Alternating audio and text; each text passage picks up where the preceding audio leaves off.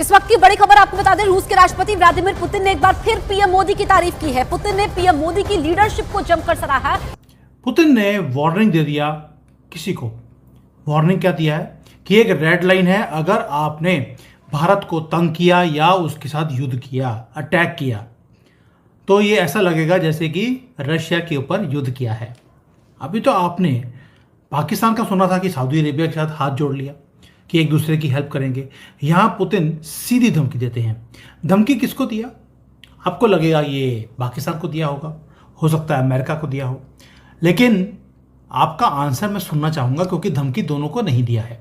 साल हो गए, अब तो साल हो गए, पूरी दुनिया में ये खबरें ही चलती दिखाई देती हैं कि मोदी के गुण गाए जा रहे हैं, मोदी को सल्यूट किया जा रहा है, मोदी की तारीफें की जा रही हैं। तो अब हुआ कुछ यूं है कि भारत के वजीर आजम नरेंद्र मोदी साहब को एक और दुनिया के बड़े लीडर ने सल्यूट कर दिया है और वो कहते हैं जी भारत के ऊपर हम ज्यादा बड़ी इन्वेस्टमेंट्स करने जा रहे हैं, बड़ा कुछ करने जा रहे हैं।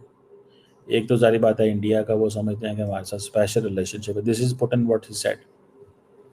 हमारा कभी भारत के साथ कभी कोई मसला ही नहीं रहा। वो ये कहते हैं हमारा भारत के साथ कोई मसला ही नहीं रहा। We had never had an issue with Bharat. Modi जो है वो एक रीजनेबल और वाइज लीडर है, ये पुतिन ने ये कह दिया, जो इंडिया के नेशनल इंटरेस्ट को देखता है। और ये जो इन्होंने बार बार फैसला किया था कि जो अर्ली दिसंबर में पुतिन आएंगे, ये क्यों फैसला हुआ है? ये इसीलिए फैसला हुआ ना, बिकॉज दे डू अंडरस्टैंड कि यार ये चीज़ ज़रूरी है। ये जो कंट्रीज हैं, भारत जैसी कंट्रीज हैं, चाइना जैसी कंट्रीज हैं, वो कभी भी अपने आप को ह्यूमिलेट देख नहीं सकती। ह्यूमिलेशन और भारत सहन नहीं करेगा। ये कोई मोहम्मद नेहरू की गवर्नमेंट नहीं है, ना ही मनमोहन सिंह की गवर्नमेंट है। ये मोदी की गवर्नमेंट है। सनातनी ना भीख मांगेगा, ना कोई क्यूआर कोड देगा। ये क्यूआर कोड भीख के लिए नहीं है, ये फ्रीली आपके साथ शेयर कर रहा हूं कि ना ही अपना कोई पेटीएम अकाउंट देगा। ये वैसे पुतिन बोल रहे हैं कि जो सनातनी है वो कभी भी भीख नहीं मांग सकता और अपनी जो बेइज्जती वो सहन कर नहीं सकता। और यही चीज़ चाइना के साथ भी है।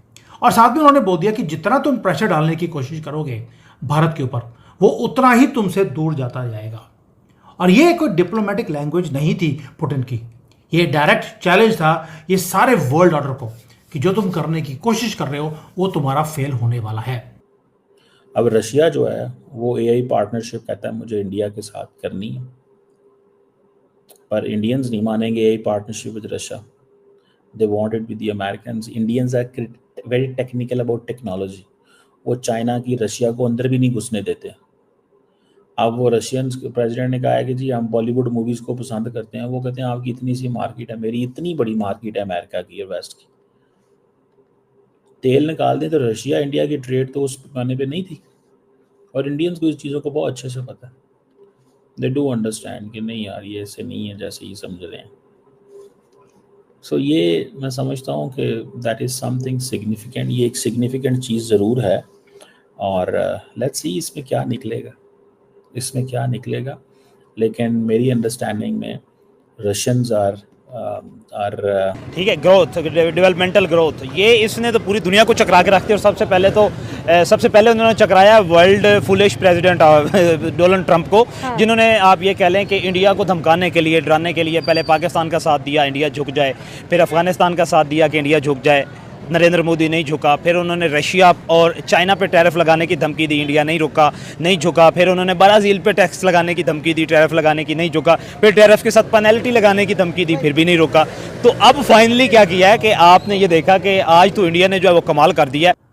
पुतिन के साथ जो हमारा ट्रेड था 2 या 3 बिलियन डॉलर का था, आज 60 बिलियन को वो क्रॉस कर चुके हैं। प्लस बिलियंस ऑफ डॉलर्स का प्रॉफिट हम तेल बेचने के ऊपर हम वो भी कमा रहे हैं। और पुतिन ने इसलिए ये मोमेंट था जहां पर वेस्ट वीक है, पाकिस्तान उमा की बात कर रहा है, बीच में पुतिन ने पर्सनल गारंटी दे दिया। किसको? भारत को, कि आप चिंता मत कीजिए, आपका डीपेस्ट फ्रेंड मैं बैठा हूं। ये सिंपल अलायंस नहीं है दोस्तों। जैसे पाकिस्तान ने तो एक अलायंस किया सऊदी अरेबिया के साथ, पुतिन ने कमिटमेंट दिया है, पर्सनल गारंटी है। और जियो पॉलिटिक्स के अंदर वर्ड्स बहुत ज़्यादा इंपॉर्टेंट मैटर करते हैं। रशिया ने कोई वीकनेस नहीं दिखाई, कोई इनडिसाइसिव नहीं है। बस पुतिन की एक स्टेटमेंट है, I stand with Modi, I stand with Bharat. और भारत ने भी बोल दिया वी स्टैंड विद रशिया। ये म्यूचुअल जो डिफेंस का पैक्ट है, जो पहले पाकिस्तान ने सऊदी से किया, हमने रशिया के साथ कर लिया। किसी ने नाम भी नहीं लिया और छोड़ा भी नहीं। और दोस्तों इसके साथ साथ आप देखिए अब हो क्या रहा है, बड़ी इंटरेस्टिंग चीज़ है। रशिया भारत ये काम कर रहे हैं, चाइना और भारत भी काम कर रहे हैं। मैंने जोहो के ऊपर वीडियो बनाया था कि जहां पर जोहो अब एक मेजर प्लेयर बन के आ रहा है चाइना के अंदर, जहां पर गूगल, फेसबुक, माइक्रोसॉफ्ट ये ऑपरेट ही नहीं कर सकते, बैंड है। भारत को रेड कारपेट चाइनीज गवर्नमेंट ने दे दिया। ये है भारत जो रिप्लेस करता जा रहा है वेस्ट की टेक डोमिनेंस को। शिफ्ट हमारे सामने हो रहा है, मोमेंटम बिल्डअप हो रहा है, जहां पर रशिया आपकी सपोर्ट कर रहा है, चाइना ने भी आपकी परमानेंट सीट को मोहर लगा दी है। वाई? बिकॉज रशिया के प्रेशर के कारण चाइना को भी हाँ बोलना पड़ रहा है, जो आज तक हाँ करता नहीं था। 150 से ज्यादा कंट्रीज ने बोल दिया भारत को परमानेंट सीट मिलनी चाहिए।